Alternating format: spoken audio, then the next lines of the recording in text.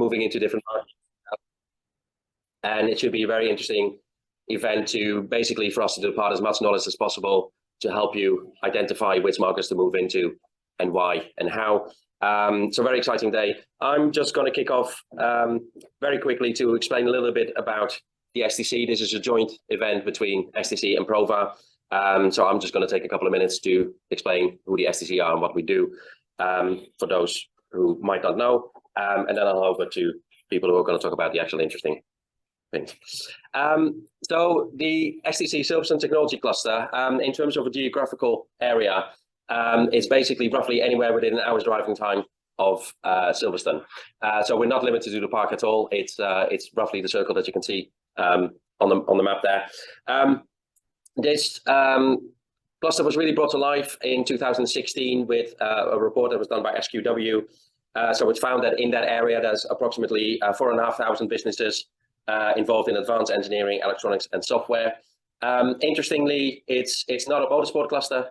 Clearly, the Silverstone name leaves you to believe that it might be motorsport, but motorsport is only about 20% of what our guys do, and that's because a lot of the companies started off in motorsport, but have since diversified into a number of different markets, as a number of the companies in the room here will attest to. And also what we've seen is a lot of boys and girls starting companies who they used to work at motorsport companies. They've started companies in the area, but they are now not in motorsport. And in fact, most of them are exploiting technology that developed in motorsport into different markets. So it's quite a different dynamic. The easiest way to describe a lot of the companies that they do the D of R&D. So on the whole, it's not about mass manufacturing, but it's about solving problems. It's about failing quickly, getting solutions, bringing concepts to life, making prototypes, and really doing that development piece of it.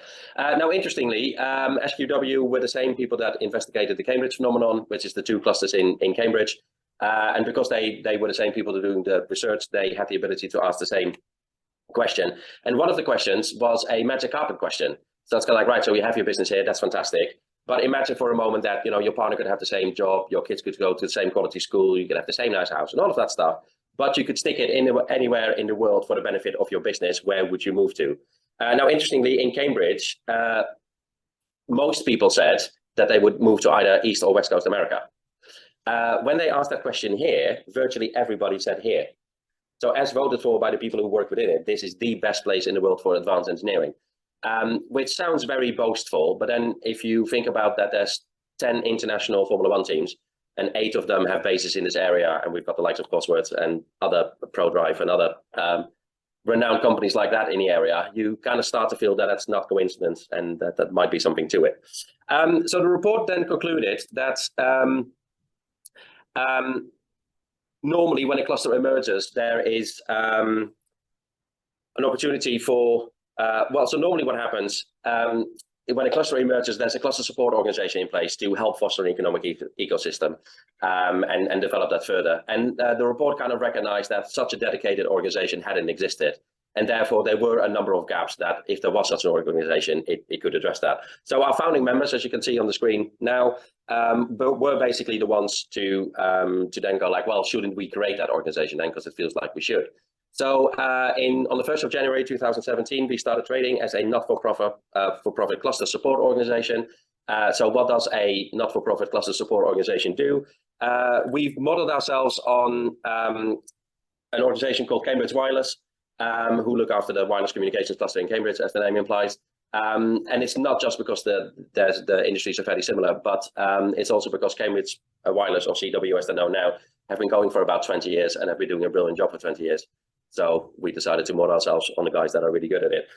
So just like them, we've got promotion support and thought leadership as the main strands of what we do, which I'll briefly explain as well. So promotion is kind of twofold. So there's promotion of the cluster as a whole. Obviously, this, you know, I'm a marketing guy. So when the report comes back saying this is the best place in the world for advanced engineering, I'm like, yep, hello.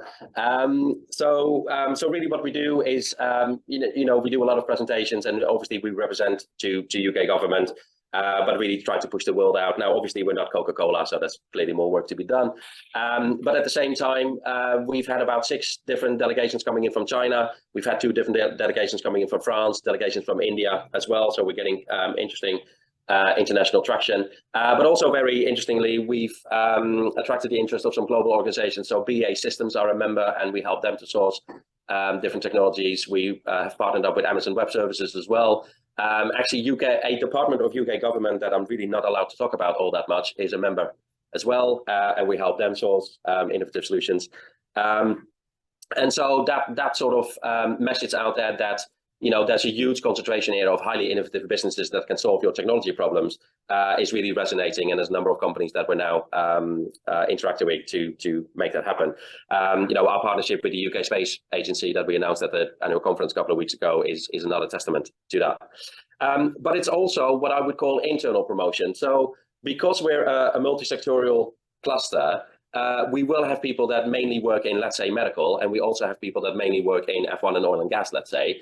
And actually, they can be co-located very closely together, and actually their technologies could be very complementary, but because they operate in completely different sectors, they don't have a natural platform to meet. And so we're the catalyst to bring these guys together, and we're going to go like, hey, if you guys do that, you should talk to those guys over there because you could really help each other out. So this matchmaking and these one-on-one introductions and giving our members the opportunity to introduce themselves and raise their profile and get to know their neighbors, is a very large part of what we do. And in summary, bringing people together and encourage them to collaborate is very much at the heart of what we do. Then if we look at the support strands, where really this is all focused around business growth, and actually some of the report pointed this out as well. So for instance, in Cambridge, most of the businesses are scientist-led, and here most of the businesses are engineers-led. But they tend to focus on all the engineering stuff because that's what they're good at and that's what they enjoy. And often with a lot of the softer business stuff, there is a little bit of an element of, hey, wait a minute, I didn't sign up for all of that stuff. And so we try to help them with whatever we can. So we do different business growth events. We have a series of webinars and podcasts and other helpful items. We also partnered up with Be the Business, and we've got Andrew Cowdery here today as our Be the Business fellow. So through them, we offer things like mentoring, and I know we have a mentor in the room as well today. But we also offer advisory boards. So there's a lot of strategic guidance there to help our businesses. We've also partnered up with British Business Bank, where we do a series of programs to help people identify the right sources of funding and how all of that works, because that's a very fragmented and complicated landscape. And I mentioned earlier that we've also partnered up with Amazon Web Services, who we've done an innovation program with, and also now are embarked in helping our businesses with their digitalization journeys. And then part of the support as well is where we try to open up new opportunities. So we've done events before on space. We've done events before about defense and national security. And obviously with the UK Space Agency, we're developing space further. And we're constantly pushing those boundaries. So that's all part of the support strand, where we really trying to not only help them run their businesses and help their businesses grow, but we also help them to identify new markets, which is clearly also why we're here today. And then the final bit is thought leadership, which is really quite interesting. So what we've done there is we've created special interest groups to, again, bring like-minded business leaders together to talk about various things in different areas of technology, about all the stuff that matters. What's the latest technology? Is there legislation? Is there funding? Are there collaborative projects? What do I need to know about if I'm in that space? And this is something that is very members-led. So they come to us with the subjects that they want special interest groups on, and we then assess whether there's enough interest there or not. And then put them in place. So the 4 groups that we have at the moment, one is on future mobility. So anything to do with future transport, zero flight, electrification, ride sharing platforms, infrastructure, all of that sort of stuff. We have digital and advanced manufacturing. So that's industry 4.0, but also additive manufacturing and new manufacturing techniques. Design, simulation and metrology is where we do digital twinning and quantum sensing and a lot of stuff that I really have no idea about. But some of the presentations are really fascinating. And then we also have a group on wearable technology. That's anything in and around your person, and obviously also data management and all that sort of stuff. And again, as I said, these are all very members-led, and they live and die by the demands of the membership, really. So that's a very brief overview of what we do. I mean, obviously, when we started this in 2017, there were basically 10 people in a room sitting and going like, well, we think this is a good idea, but are we the only 10 people? And the fact that we have nearly 155 members today is testament that we weren't just the only 10 people, which is obviously good news. And I think next year we're doing in the region of 43 different events and webinars to bring people together. So yeah, we've done quite a lot of activity and do quite a lot of good things. And ultimately, we are here to help. So that's very much why we exist. So if there's anything, whether you're a member or a non-member, or whether you're not a member yet, I suppose I should say, please do get in touch. You know, we are here to support. My contact details are on there, and I'm sure they'll be part of the post-event communications as well. But yeah, thank you for listening. I just wanted to give a very brief overview of who the STC is and what we do. I hope that's been of interest. And I shall now hand over to, I think, Richard. Right. Thank you. Over to you. I'll put that there. Really dangerous. Good morning, everyone. Thank you very much for coming. Thank you, Pim, for that intro. I think it's fair to say that the job that Pim and his team have done over the last 4 years is phenomenal, and the work that they do, the team do, in terms of bringing the membership together and bringing new businesses into a really exciting cluster is phenomenal. And if anyone caught everything of what Pim just said, if they could let me know, because he talks at 1,000 miles an hour. Thing is, it's all quite good stuff. So, right, I'm going to press a button and see what happens. I'm very conscious of time. We've got quite a lot to get through this morning, all four of us. So if I witter, just shout. We want to talk about breaking into new markets, which is not an exact science. But through the experience that we have had over the last 22 years and elsewhere, and from colleagues who are going to talk, we want to talk about how it is possible to drive commercial growth from going into new sectors. And we'll look at some examples as well as to how that could be done. And then also how the mechanics of doing that, not all of which are for everybody, but there are some hopefully some nuggets of gold there that might just help. And also we'd love the thing to be interactive and informal. So if you've got questions, do shout. A quick introduction. Pim very kindly asked us to come and give our thoughts to you today about how to break into new markets. And we wanted to share some of our experience. We wanted to show how we've done it before. In fact, we've really done it ourselves. We started a long time ago as an automotive and motorsport PR business, and we are now very much we do an awful lot in renewables, in new energies, in clean tech, and in the circular economy, and it's probably 75–80% of our work now, despite the fact that we did come from automotive and motorsport. Andrew Cowdery and Paul Laity will talk as well about the area of defence and how to break into the defence market. And David from Prova and I will endeavour to help just share some thoughts about breaking into sustainability and the renewable sector.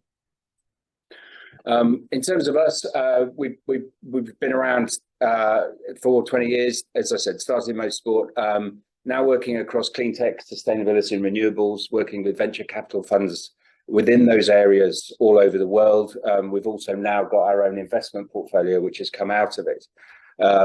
In terms of driving into new sectors, that is what our communications business does. We've taken businesses, water treatment businesses, from the whiskey distillery world into construction. We've taken digital transformation businesses from sports management into cybersecurity.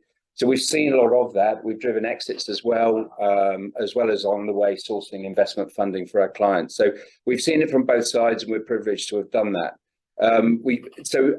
From a marketing perspective, we understand the commercial imperative of trying to get into new markets.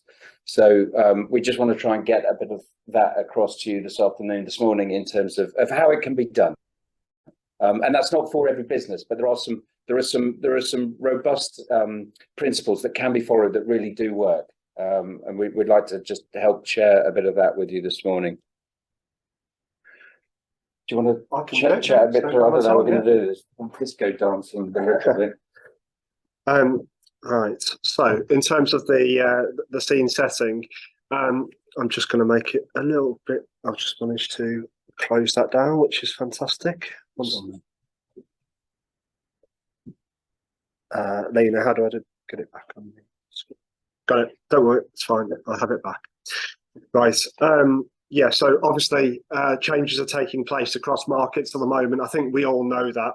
and supply chains are moving. Everything is changing really fast, and we have to be agile to move with the market as it changes.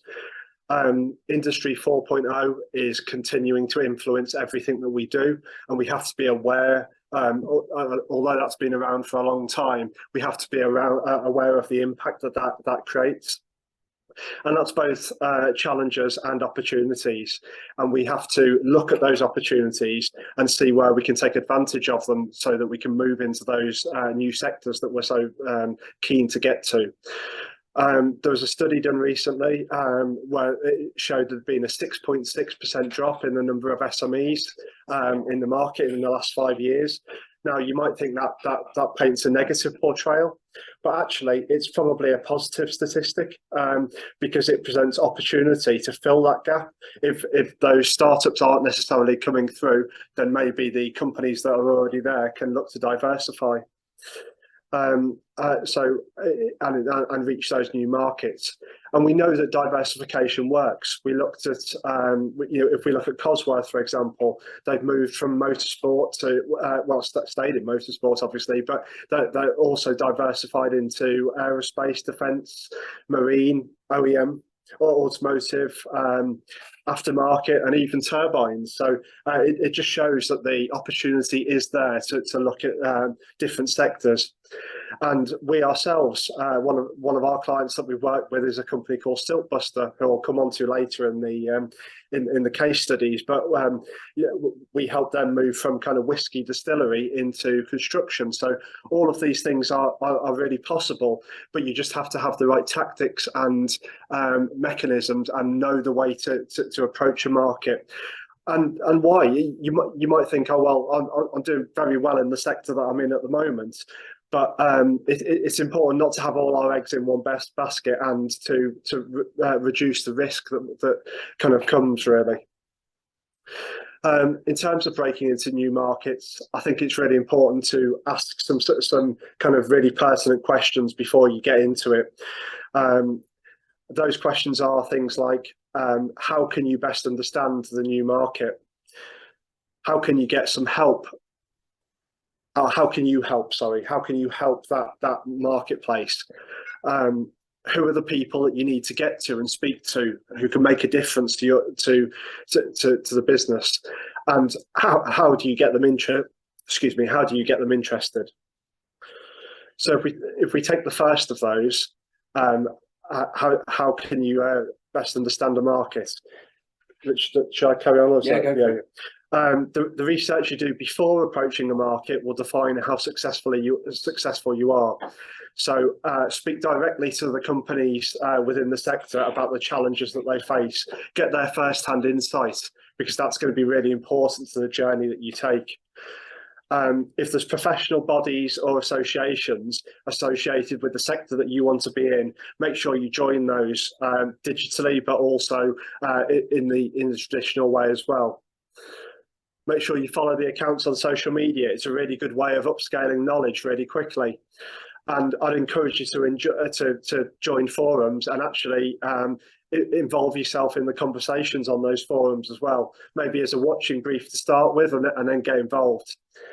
Contact journalists and other key influencers, get their insights, particularly for the influencers in the market, that they will have valuable information that they can pass on to you. Analyze competitors of the company. If you have 3 key companies that you want to work for, look at their competitors and speak to people around those and try and work out what challenges they face that you can apply. And obviously studying the economic market trends in that sector is really important as well. I shall come back to Richard. Okay. So how you can help, I mean, use that research and just really thinking about what innovation and change you can bring to a new market. You probably already, you guys. You could move slightly in front of the camera. So sorry. Probably too small to be. Yeah. What can you offer them now? What is it? What is the kernel of what you do? What is the process, the expertise, the capability that you have? Because it will be pertinent to others. What added value can you bring them? What is it extra that you can you can bring to a marketplace. And it may be a way of thinking. It may be changing something. Can you evolve what you currently do in order to be able to get to that market? That's really, really important. And the other thing to perhaps pragmatically think about is, can you realistically deliver upon new market penetration? Can the business really deliver upon your ambition? If the sales start coming in, can you actually deal with it? So it's about pragmatism. It's about planning. And who are the people you need to get to? Well, it's about building those meaningful relationships, building trust with people who you don't know. There's no rocket science here, but it's about finding out who those people are. Strong research into who they are from a database perspective. LinkedIn's an extraordinary tool that many people use, but do use it to your advantage. And there are ways and means of being able to use LinkedIn to understand who those people are. Dave can talk very eloquently about how to do that.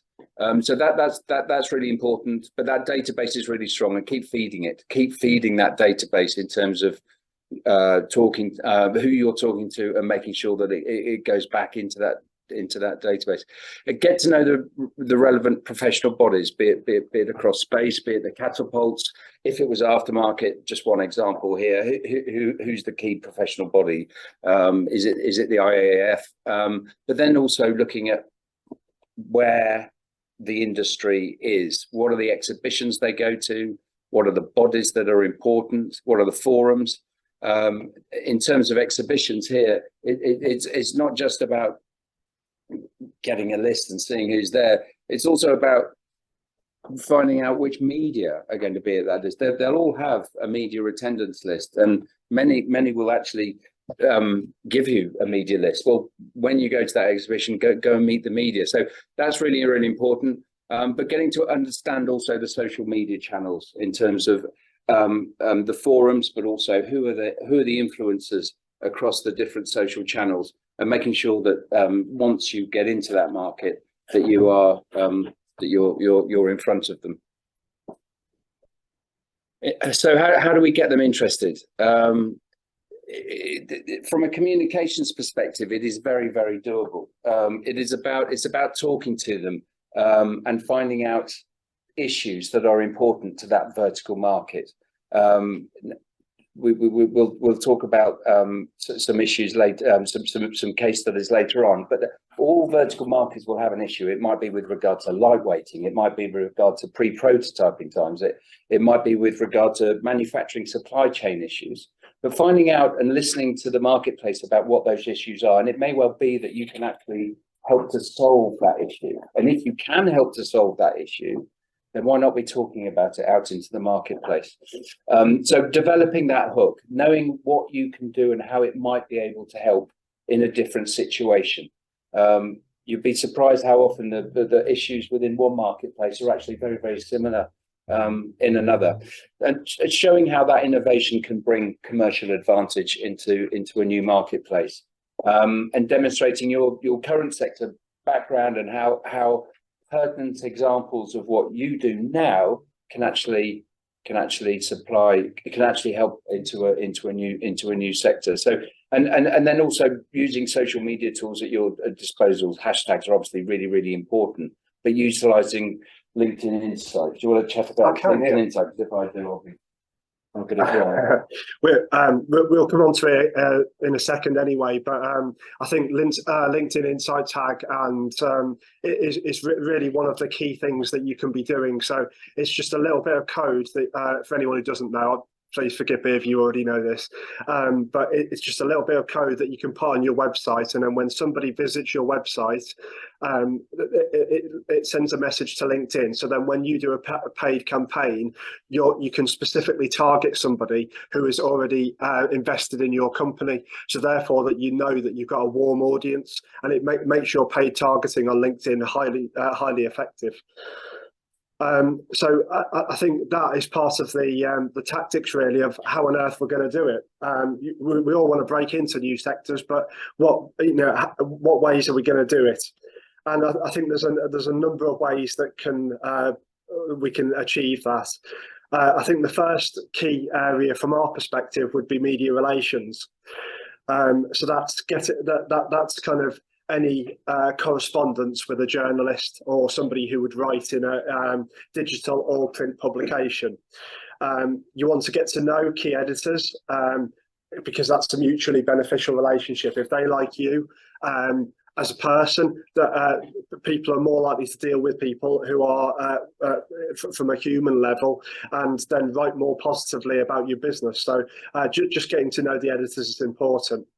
Then it's developing briefing documents. So we all want to get our message across distinctly, and we also want to get it to the right people. So just a briefing document helps you collate all of that information and the key messages so that it doesn't become too confusing.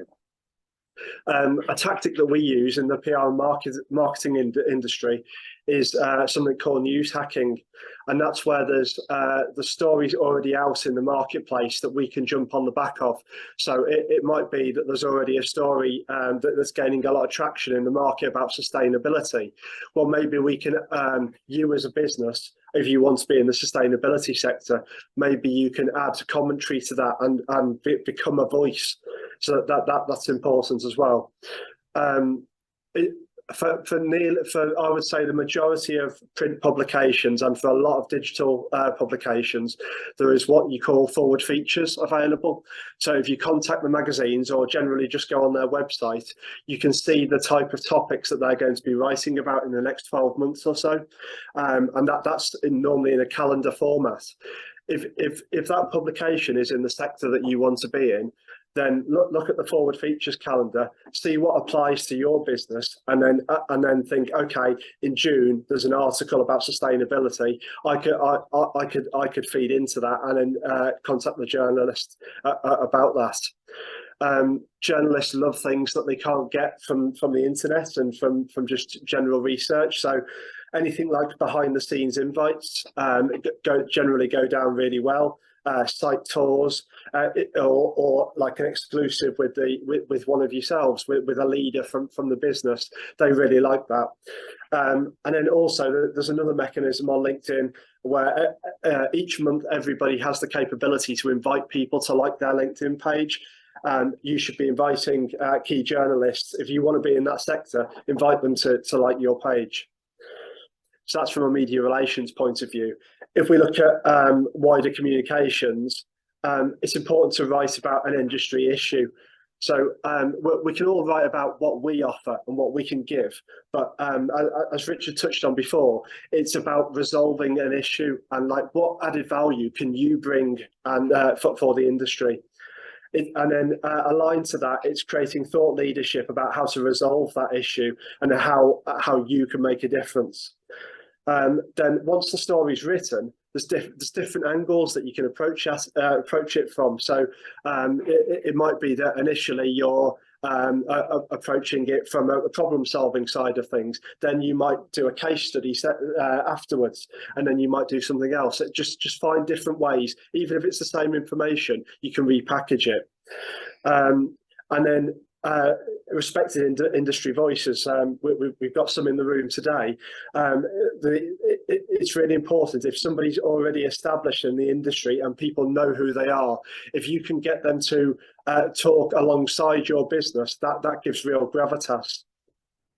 And then wherever you can, make sure to amplify everything you do through social media.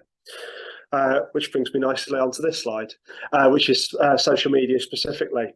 Probably the number one thing that I'm talking to businesses about at the moment from a social media perspective is a thing called advocacy. Now, most people have company pages set up, and they will be quite competent about putting up updates on their company page. What they're not necessarily doing is using the experience of the people who work for them, because you generally have product specialists, technical experts, somebody who's worked in the industry for about 40 years maybe, working for you. And those people will have built up strong connections on LinkedIn. if you can, that person doesn't necessarily have to write the content. It can be done by yourself, or by a marketing department, or by a third-party agency. But just using the connections of that person on LinkedIn and publishing an article from an individual alongside a company can be really powerful. Another kind of key tip that I would give you is that a lot of people put their videos on YouTube and then go, okay, we'll share that YouTube link everywhere. Well, actually, the social networks don't like that. They want you to upload video natively. So upload it directly to LinkedIn, to Facebook, to Twitter, wherever you are, and you will see a lot better engagement than getting a URL and pasting that into the relevant network. Again, I think that we're seeing a lot more in the industry at the moment, and that we're discussing a lot more, is influencer marketing. And the power of that is that one post from a key influencer can go viral and get your brand in front of the market. So sometimes you have to pay for that. Sometimes you can leverage a partnership with that person, but it is worth it, providing that person has a really strong audience and has a relevant audience. That's the key thing on it. Organic social media still has a value, but that value is very low. I think the real value in social media at the moment is with paid social. The reason for that is organic social just goes to your audience that you've already established and the audience of anyone who shares it. Paid social, you can be really specific and really prescriptive about who you want to target. You can say, I want to target CEOs in the sustainability sector, companies with 200 employees, based in Milton Keynes. If you want to, you can be that specific. And the way you do that on LinkedIn certainly is using something called Campaign Manager. So utilize that, and if you don't know how to use it, reach out to an agency or someone who can support you. Also, I mentioned the retargeting earlier in terms of Insight Tag. You can do that on Facebook as well, with Facebook Pixel. And it's always really important, whatever tactics you apply, both from communications and from a social media perspective, go back and analyze what's working and what's not. If something isn't working for you over a consistent period of time, don't carry on. If something's working and you're getting a lot of engagement, that's probably something you want to repeat. From a digital perspective, websites are important. Your website needs to look good. You need to upload, once you've created the content for your communications or social media, that needs to be on your website, because that's where you're referring people back to. The value of PR is in backlinks. So if you create a story that's on your website, share it through social and PR, it then gets picked up by magazines and publications. All of those publications are linking back to somewhere, and that needs to be your website. So that is really your portal. And then analyze visitor data and see where that traffic is coming from. If it's all coming from LinkedIn, then focus your attention on LinkedIn. If it's coming from Twitter, then focus more on that. We've all been in a place where we haven't really done a lot of events and networking in the last kind of 2 years or so, but hopefully today is indicative of the fact that we are maybe getting back to that a little bit more. And if you want to be in a new sector, you need to get a list of the media attendees from the press office of the event that you're going to. That's going to be really important, because that helps you build your media database. You can also contact them for a list of exhibitors, or sometimes that's available on their website. Take advantage of speaking opportunities at events. There's normally a speaker program, so if you can tap into that's really important. And if not, certainly go and listen to those speakers, and then maybe do it for the next year. Most events have an award in the evening, so maybe look to sponsor an award. And then connect with people on LinkedIn. If you're speaking to people, then make sure to reach out to them. And then the final point before I hand back to Richard is on email marketing. Obviously, we all had the slap on the wrist for GDPR a couple of years back. So, but it's still possible to build effective databases. And when you do build those databases, as long as you're applying to GDPR rules and having opt-in and opt-out or informed consent, then it is really, really valuable to reach out in that way. But when you are reaching out, you don't just want to talk about yourselves. As Richard talked about earlier, it's resolving a problem. How can you add value for the person that's receiving that email? That, like yourselves, they will get multitudes of emails a day, and your email has got to achieve cut through. That starts with the headline, and then it goes into the content. I would encourage you to embed video content in there. It's much more consumable. People are less likely to click on a link. They're more likely to click if there's a play button to start. They're more likely to do that.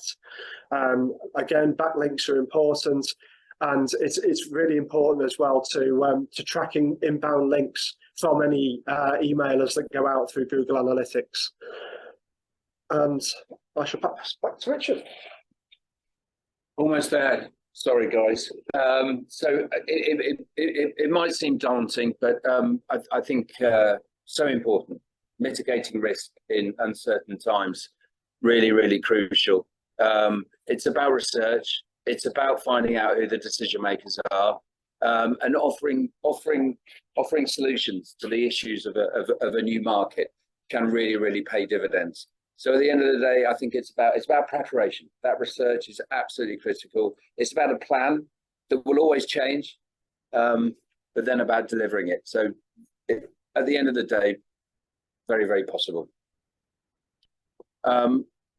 Just before I hand across to Andrew, just some very, very quick case studies of where we've taken and where we've seen companies go from sector A to sector B. Stillbuster was a Welsh government venture capital backed water treatment business based near Monmouth. The business was wholly predicated upon selling its water treatment capabilities into the whiskey distillery market. But they knew full well that what they did had real advantages elsewhere, and they tasked us with helping to get them into new markets. The first one was construction, and the way that we did that was finding an issue, and the issue was that the construction market was very guilty of allowing very alkali water to escape into the water table. That concrete is very alkali. And so therefore, we led a program of highlighting the issue to the construction market, just saying that this probably wasn't the greatest thing to be doing, but as a positive industry, we should be looking at it. And then 2 months later, addressing that issue with a solution, which was their product, which really galvanized the business and drove it forward. So a nice little example of two very, very different sectors. Productive, at the end of the day, an automotive-led incubator sitting in an old Lear facility in Coventry, a fabulous facility. Some of you may know it as the Proving Factory, a business very much focused upon automotive, but through media relations, through thought leadership, through issues-led thought leadership, as Pim was talking about earlier, really drove that business into clean tech and into renewables. And now that incubator is doing an awful lot of work across the clean tech and renewables arena with regard to companies who are delivering stuff such as reverse osmosis and all sorts of other stuff. So really interesting example of how comms can actually really drive drive a business and its profile into new markets. And then one more, and then I'll be away and let Andrew take on DMT Environmental, a smaller business at the time, very much focused upon delivering solutions into gas to grid, great big generators, and that they worked alongside.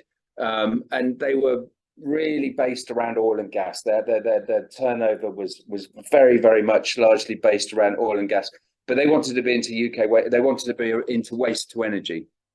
So we took their capability and the issues that they were able to really deliver upon, and took it into waste to energy, and that business now is really driven forward in the waste sector across, particularly with regard to the whole world of anaerobic digestion as well. So some quick examples there for you. I hope that's been useful. We're doing a couple of roundtables later just to talk about the specifics of defence and sustainability. But if I can hand over to Andrew, who will chat a little bit more about the whole area of getting into the defence sector.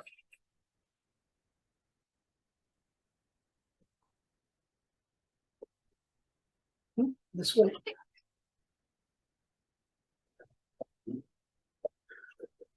Are we just which button are we pressing? I'm pressing the Spacebar or forward arrow. Where are we there? Oh, there. Okay. Right. Well, firstly, welcome everyone. I'm Andrew Cowdery. I've spent a long time in the defence industry. I've also been in aerospace and space itself. I've asked Paul to join me today because there's a lot of synergy between what's going on in defence and what's happening in the aerospace sector. Some of them are distinct, and I'll try and highlight some of the differences, but also there's a lot of commonality between the technology and the changes that are taking place in industry across aerospace and across defence. And I'll try and in the time available to give you a little snapshot as to why, firstly, the context in which defence is changing, and then to give you some ideas as to how you may want to access this exciting opportunity in defence, where there is large amounts of money and there is challenges in terms of supply and demand, with the demand curve at the moment at the top level in terms of capability in all aspects of frontline command operations.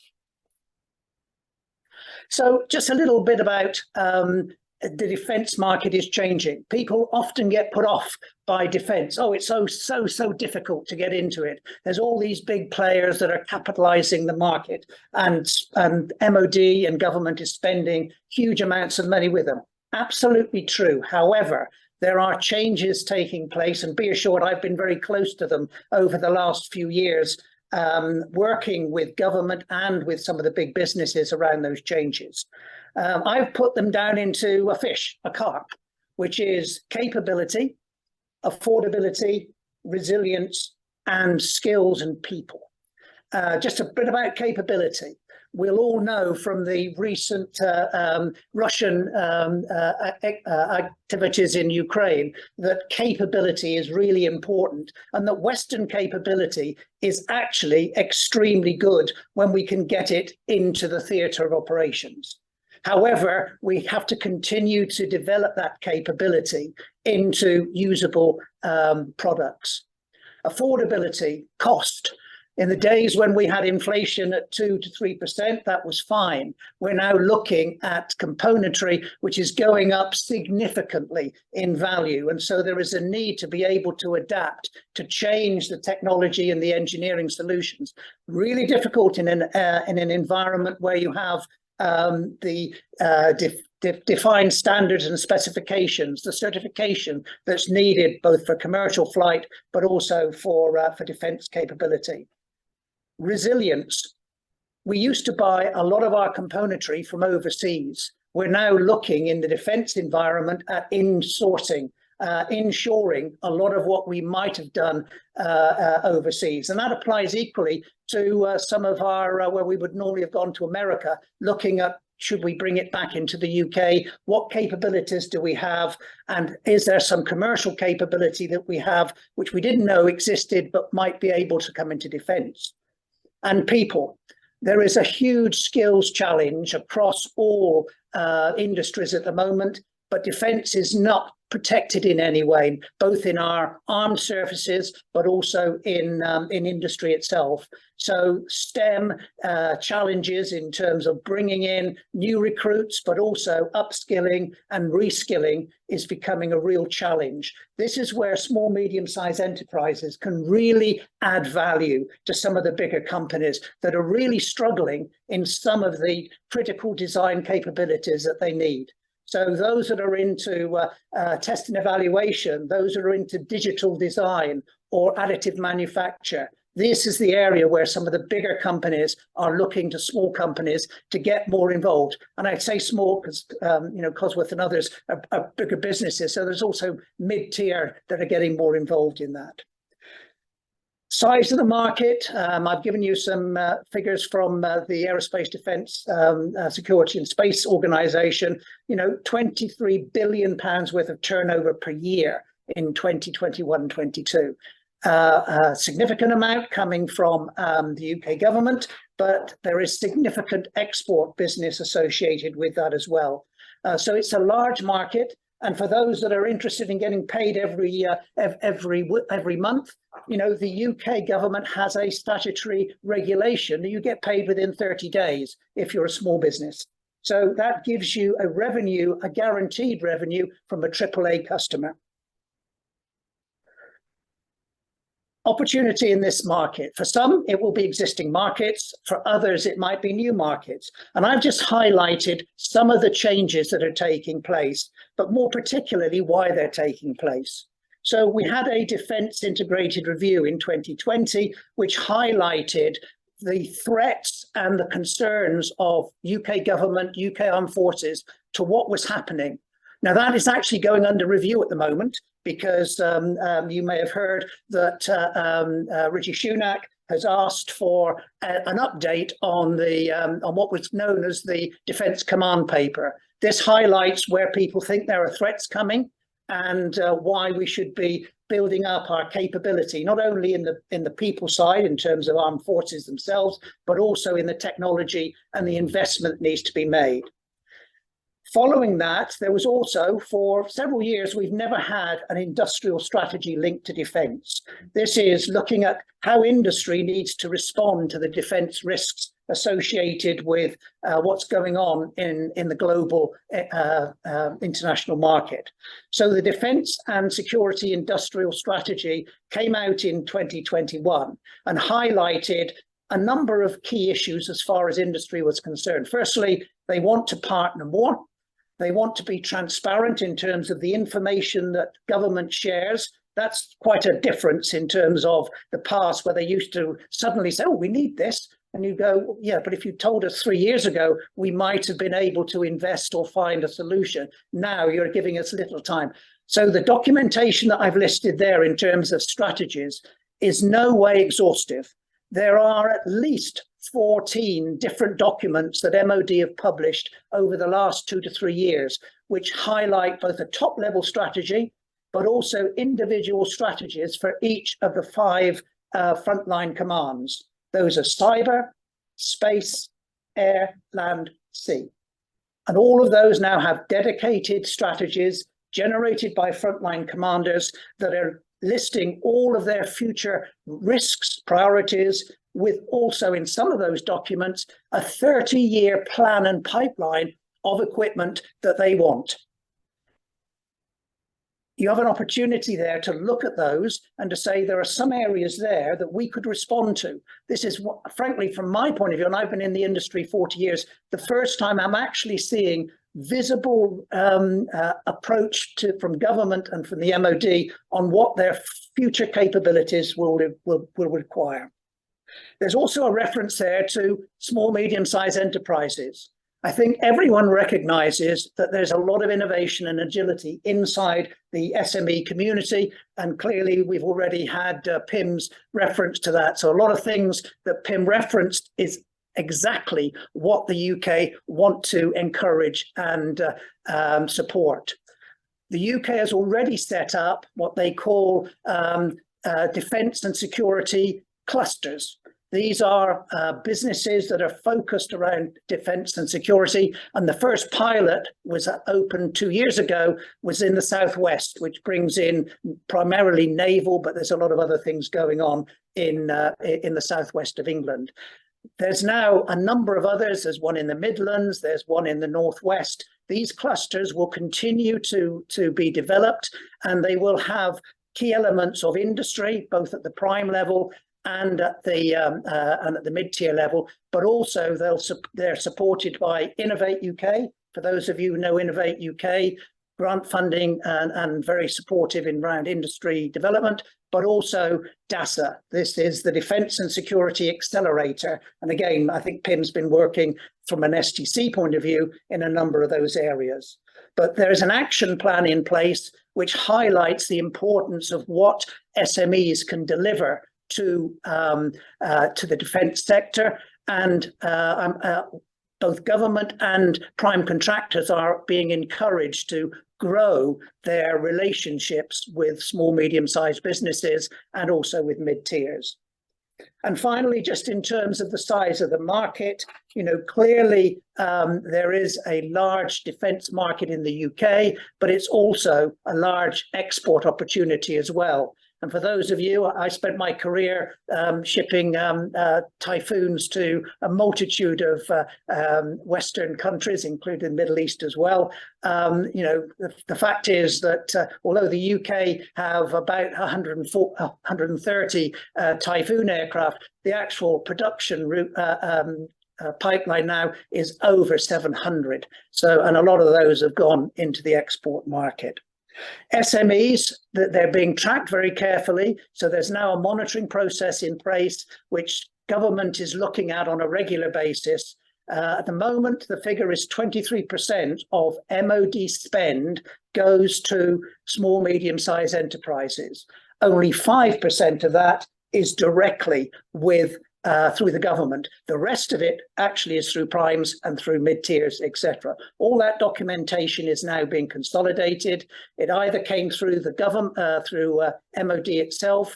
Now there is what's known as the Joint Economic Data Hub, which is a dedicated MOD industry initiative, which is now gathering a lot more data around where spend is taking place on a regional. And I would encourage you, clearly it's on the web, you can access that, and there is a process of gathering that data as we speak for 2022. The sort of technologies that we're looking at, and again, this is all in the published data, information that MOD have generated, either through the science and technology published data or through what's known as a capability framework inside of the MOD. I've listed there some, it's not exhaustive in terms of the areas of technology which the UK think are fundamental to advancing the operational effectiveness of the UK forces. Some of those will be relevant to those that are here and also those online in terms of areas where you may think that there are opportunities, but certainly autonomy is required not only in the air sector, in the ship sector, but in land as well. And there were recent demonstrations of a lot of autonomous vehicles down at Bovington in terms of seeing whether some of these autonomous vehicles worked. There's also clearly elements of next generation aircraft, and I'll just highlight the reference that Pim made to BAE Systems. BAE Systems is the dominant defence player in the UK. It comes out every year as being the largest recipient of MOD funding. Last year, it was around £4 billion worth of business directly from MOD, of which 90% of that was non-competed. So you have a lot of existing and continuous work that BAE will be doing, which won't be competed, and they will therefore be looking at developing their supply chains, and they are encouraged to bring in a wider level of suppliers, and SMEs are among those that are clearly targeted. But we also have some of the other areas that, again, I know there is capability there. I've highlighted there the fleet support ships.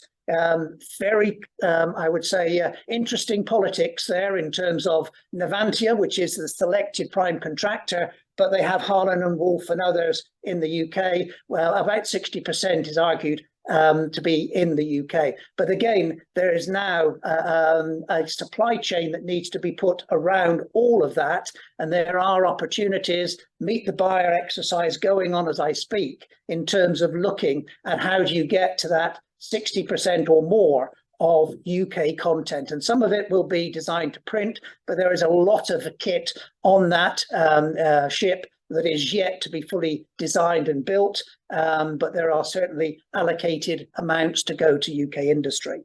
Finally, just on the space side, space strategy, again, Tim mentioned it, there's two strategies around space. One is a national space strategy, which highlights the desire to put launchers in various parts of the country. The first one being clearly, hopefully flying down in Cornwall fairly shortly. But there's also a defence space strategy as well. Published strategy saying precisely the areas of capability that defence want going forward in the defence sector. So I again would encourage those that are interested to, I would say, go on the web, access some of this. Some of the documents, by the way, are huge. You may want to talk to somebody like me who's actually gone through all of the pain, read it all, and I can extract some of the data that may be helpful to you, because some of these documents are at least 200 pages long. One thing that the UK does very well and is proud of it is that it shares this information with everyone. So in other words, it's on the web, and talking to one or two international governments, they still say that the UK leads in a lot of the capability discussion, even though we may not necessarily invest in everything that we talk about, because we clearly don't have the budget to be able to do that. Finally, I'll just talk about some of the areas that you need to think about. So the customers. There is a very big customer in Abbey Wood in the Defence Equipment and Support Organisation, but there's also organisations that are in R&D, maybe more specific to those in STC and the wider community. They look after, with DSTL, they look after the science and technology areas. And they too have actually developed specifically an SME action plan. It's called Action Plan, and I've put some references in the back of this document. Go to it because it's actually quite useful in terms of how they have dedicated teams supporting access to SMEs. There's also what's known, that I mentioned it previously, the Defence and Security Accelerator. They look after, I would say, advanced, novel, innovative activities. They call tenders. They have a very simple process. You can access them fairly easily in terms of web-based systems. And they have just launched a £16 million project known as DTEP, the Defence Exploitation Technology Programme. I think Paul will probably mention it in terms of NATEP, which is the aerospace equivalent. But again, £16 million worth of money made available for certain areas of technology where small, medium-sized businesses can access up to £500,000 in doing certain designs and activity. Again, there's also this argument that not necessarily are they looking for a final product. There may be some situations where you actually don't get to the final product because you fail.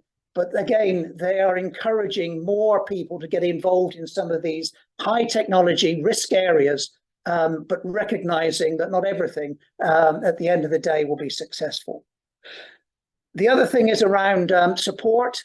Richard mentioned the support angles in defence. It would be trade associations such as ADS, the Aerospace Defence Security, they've added space to it now. Tech UK, which is more on the sort of software, data and digitization side. And the third one is Make UK, but they have a specific cell known as Make UK Defence, which specialises around the SME defence sector. But there's also areas, if you want to get into export, in DIT with the Defence and Security Export Organisation. A guy called Mark Goldsack runs that. very active and is helpful in terms of looking at opportunities where technology doesn't have to be defence necessarily, but could be applied in the overseas defence environment. And there are other areas as well that I would recommend you get involved in. In terms of events, the big event next year for the defence sector is the Defence Equipment and Security exhibition, normally held at the Excel Centre. It's probably the largest international defence show in the world, and well worth going to in any way, shape or form. Even if you don't have a booth there, even walking around is really quite encouraging to see what's going on. There's also one which is sponsored by MOD themselves, which is listed there. This normally takes place somewhere down near Bristol because it's primarily linked into the organisation in Abbey Wood around buying. But there is an element in there associated now with exportability. That didn't used to be in there, but now very heavily focused on exporting. In terms of customers and suppliers in defence, then I would encourage you to look not just at the MOD, but really the prime contractors. There are 10 top prime contractors. BAE always sits at the top. There are some others, you know, in terms of Boeing, Lockheed Martin, Leonardo, Thales, Babcock, etc. But there's also a huge number of mid-tiers as well. All of that information is easily accessible. And I've highlighted there a picture of doing business with defence. Doing business with defence is a 14-page document, but boy, is it filled with information that is really useful to people who want to get into the market.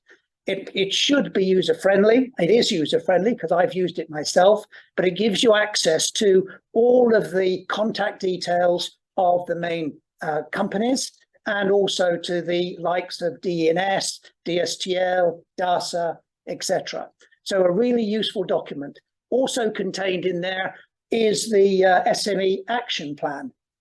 The action plan came out of a Defence Supplier Forum initiative, which set up a working group made up of government and industry. And that working group has come up with an action plan to how to involve and make it easier for SMEs to do business in with MOD and with the primes. They've made 13 commitments in that document, and all of them should encourage and be seen by the SME community, and those maybe that are not in defence today but would like to get into defence to see an opportunity to do that. So I would say there is a lot of information around on the web and within the various trade associations that provide helpful support to accessing the defence market. I've been in the defence market a long time, so I'm probably stepping back now from that. All I can tell you and to those that are thinking about getting into the defence market is that there are opportunities for you to get really involved with the next generation of capability. And if you're looking at, you know, the ideas of BAE Systems with their 6th generation platform, then you will see that even at the design stage, and this is unlikely to fly, by the way, in terms of operations until 2035, but they hope to fly the first prototype in 2025. There are real opportunities for businesses, small and large, to get involved in that project. In fact, the MOD and BAE are, at the present moment in time, actively widening their supply chains to be able to deal with some of the big challenges that they have, particularly in the prototype stages of that design. So I hope this has been helpful. I hope it also will lead on to what Paul is going to say around the development of in aerospace. But thank you for your attention, and clearly we'll have a panel session so I can enlighten those that have further questions. Thank you very much indeed. Getting old. Good morning, everybody. Let's just make sure we can get the technology working. There's Andrew's references there he referred to. So, who am I? Paul Laity. I've worked with Andrew now, well, we've known each other most probably 30 more odd years. We've worked on some projects together, we've competed on others, but in the last, my career has covered, I've been in with General Dynamics, I was with BA Systems for 12, 14 years in the maritime domain, and I've worked with GE over the last 12 years, looking at aerospace and, you know, the really exciting positions that we had where civil aircraft were on a boom trajectory, but I'll talk about that as we come on. So what happened? We had this boom trajectory. If you go back to 2018, 19, Boeing were building 30, 40 aircraft a month, okay? Airbus were building 42 aircraft a month. And if you think about that, that's 400, 500 aircraft of a single aisle type a year.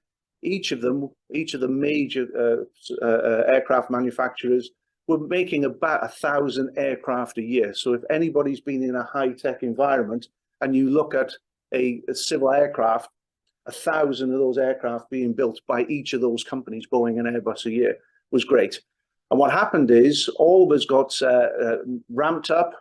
All of the industries was focused around real on-time delivery, and we were really focused around global marketplaces.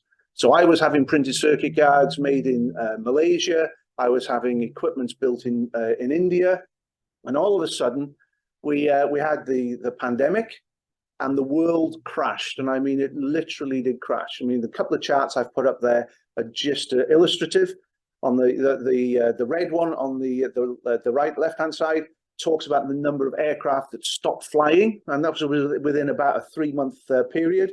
And on the far side, in the blue stack graph, was the number of aircraft being built. And as you can see, in 2020, it dropped off to about 1/10 of what was actually being produced. And at that time, within a 3-month period, the aerospace industry globally laid off on average 25% of all of its employees.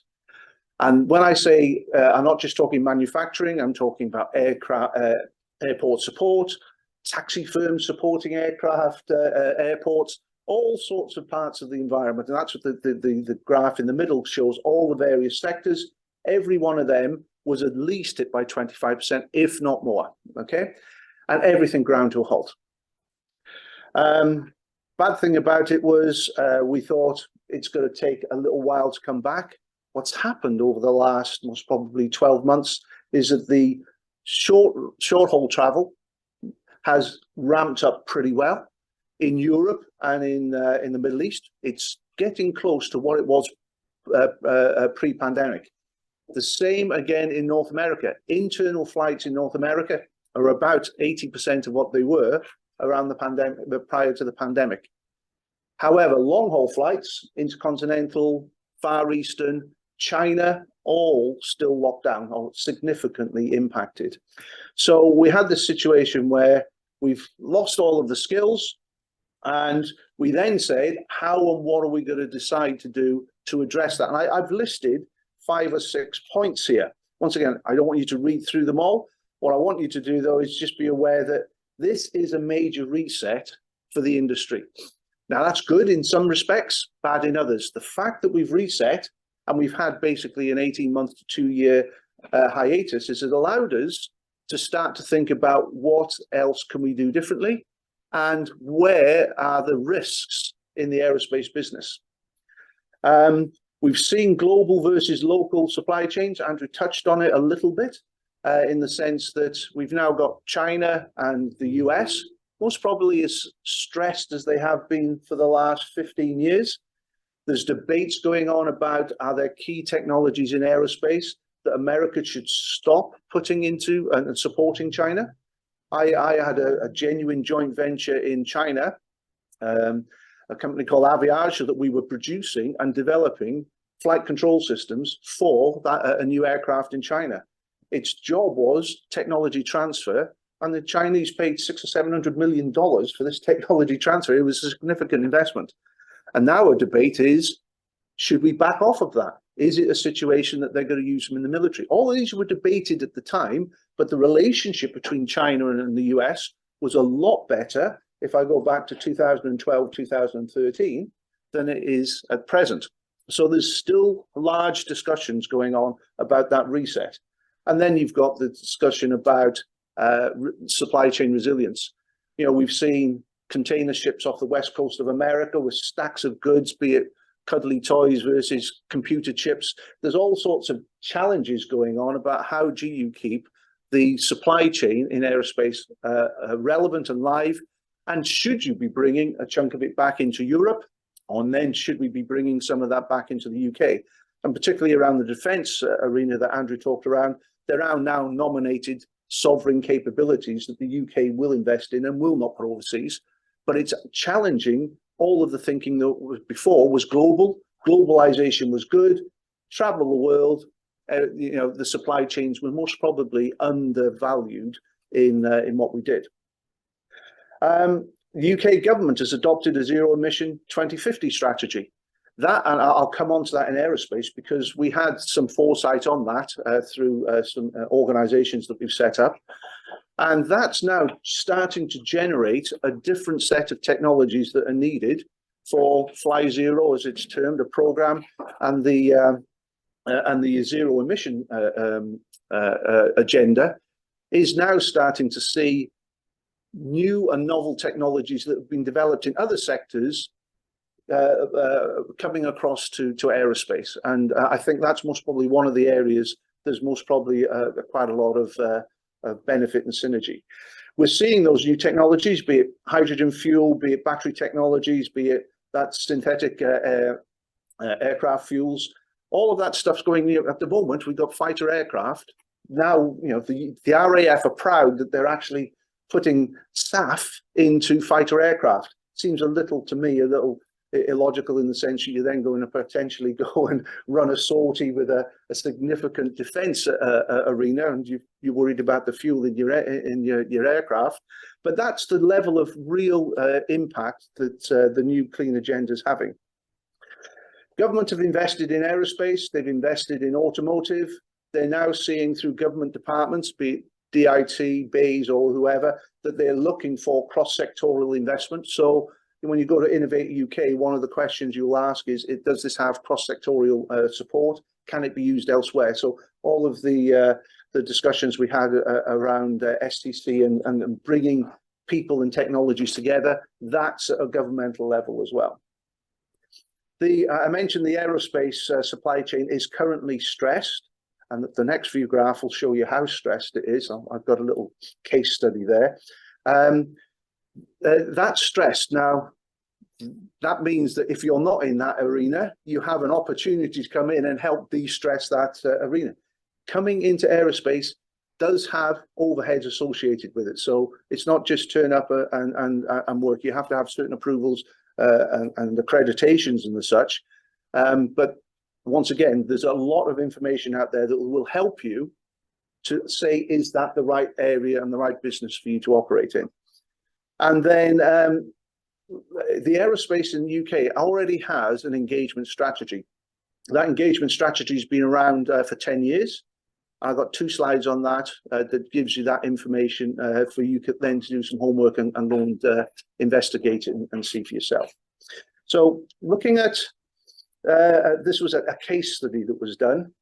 This was done by a company called Venn Digital. They're a boutique consultancy. They work in supply chain resilience. And they did some work for Airbus about 18 months ago, where Airbus was saying, right, we're now coming out of the pandemic. What we want to do is now ramp up the supply chain to go up to 60 aircraft a year, because a month, sorry, 60 aircraft a month. So you have to remember there's about 30,000 new aircraft needed between now and the next 20 years. And only 20% of flying aircraft today will be in service in that 20-year period. So there's still a huge demand for new aircraft, but the supply chain's been fractured. And now people are saying, right, we were going to do 46 a month. We've now got to catch up on 18 months of backlog that we haven't done. We're going up to 60 aircraft a month. How resilient is the supply chain? So Airbus contracted Venn Digital to do this work. And they ended up looking at 130 key suppliers, okay? that said, we're concerned that that supply chain isn't as resilient as it's needed. And there's some stats in there, as you can see. It says, 38, nearly 40, nearly 4 in 10 of all of the companies they were working had inadequate processes to allow them to ramp.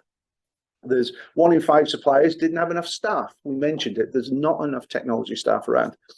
19% of suppliers were having difficulties just getting materials from around the world, and so on and so on. So, this was a sort of a wake-up call for, and it is a wake-up call because it's not solved yet, is a wake-up call for the industry.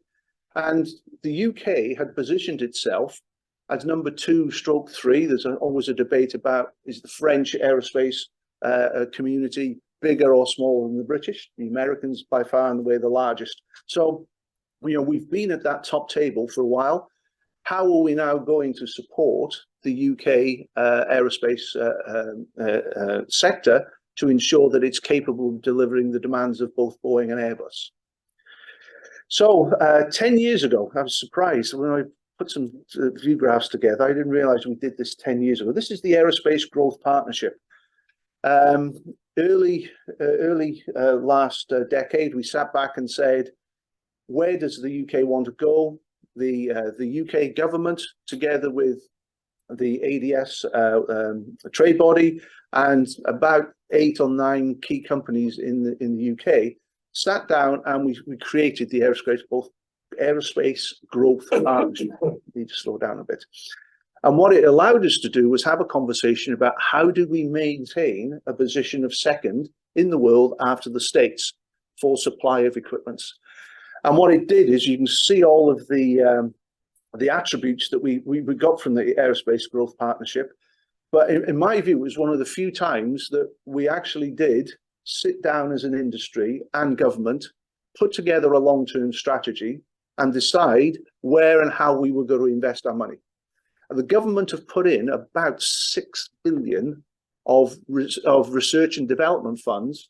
Well, it's joint funding between industry and government, but it's normally sort of 40-50 cents on the dollar for government funds coming in. And I know my company, GE, when I was working there, we had tens of millions of pounds of government invested research and development money that allowed us to position ourselves for new cockpits and new computer and power distribution systems on civil aircraft. So I know it was real money. It wasn't just a ruse.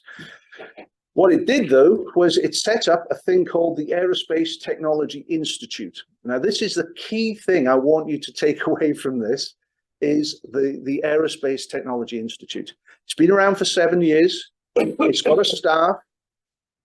It's worked with industry to produce strategic plans for every new aircraft type, new technology. There's about, I think, 12 or so different threads, and it's mapped out a 6 to 7 year technology plan.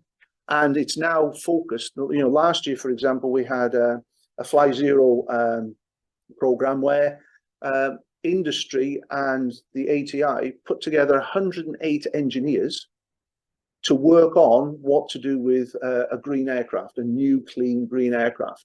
And they've done some studies. So if you go to that website, there's a significant amount of information.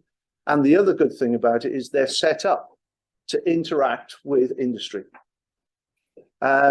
This afternoon at 2 o'clock, they've set up a new thing called the ATI Hub. And its whole intent is to connect with industry, not the big players, but industry in general, and particularly industries that are outside aerospace. And they've got a seminar today at 2 o'clock. I've got a link that I'll share, that if you want to go back to your offices, or if you're online, look at the moment, check that you're looking at the ATI. I think it's called ATI.org.uk. If you go on there, you still most probably can sign up to the webinar at 2 o'clock, and that tells you exactly how to interface as a new business into the UK aerospace business. I've got I wonder if Will this link work? No. No. I got a 2-minute video that would have talked all about that link there, but it doesn't seem to have connected. We can share that with people afterwards. Oh, we can share it afterwards, okay. And what I've also done here, similarly to Andrew, I've looked at the 4 or 5 areas that if I was sitting here in Silverstone, you know, where would I go for information? Where would I get connected to understand more about the industry? Obviously, the ATI I've just mentioned, the Aerospace Growth Partnership, that's got a history to it, and it tells you what it does, what the governance of it is, and that in itself shows that this is a strategic sector, and that the government and industry have invested into it.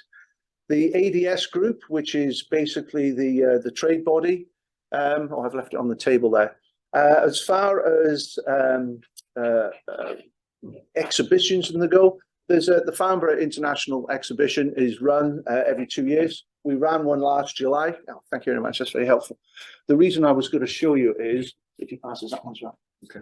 This is the hard copy brochure that you get of all of the companies that are involved. This is all online, so if you're part of ADS, you can just get access to this straight away. So if you wanted to find, instead of the top 10 that Andrew was looking at, you know, you can actually go to mid-tiers and everything else, find out what they do. You can actually cut it by technologies as well. So if you're into printed circuit cards or whatever, who else is into that arena? You can find a whole pile of information. And then last month, we had an MRO exhibition down at Excel. And once again, it's surprising. A lot of these companies are in here, but there are standalone MRO companies, maintenance, repair and overhaul, so I should have been a bit more specific. And that basically says, how do you keep an aircraft flying? How do you support an aircraft? And how do you feed people on the aircraft? Stuff like that, you know? So there's loads of exhibitions that you could go to just to go and see what the industry does. But I've put down here 3 other aerospace alliances or fora that run each. There's, I think, 6 in the UK. There's 3 most probably local to yourselves. If I'd have thought about getting that circle, I could have made sure they were all in it. If the West Midlands Aerospace Alliance, I know they have an individual whose job it is to reach out to non-aerospace companies and do like almost like a dip check to see, are you relevant or suitable or potentially useful for aerospace? And I know somebody in the audience here, you know, you had Clive come to see you, and it's a day of an activity that basically gives you a view as to, you know, am I credible or not, or what do I need to be credible? And it's a very simple way to address dipping your toe into the water. Okay, so with that, I think I've finished. Okay, Fantastic. Thank you all. We're slightly running behind schedule, but I think now is a good time for us to take a quick break.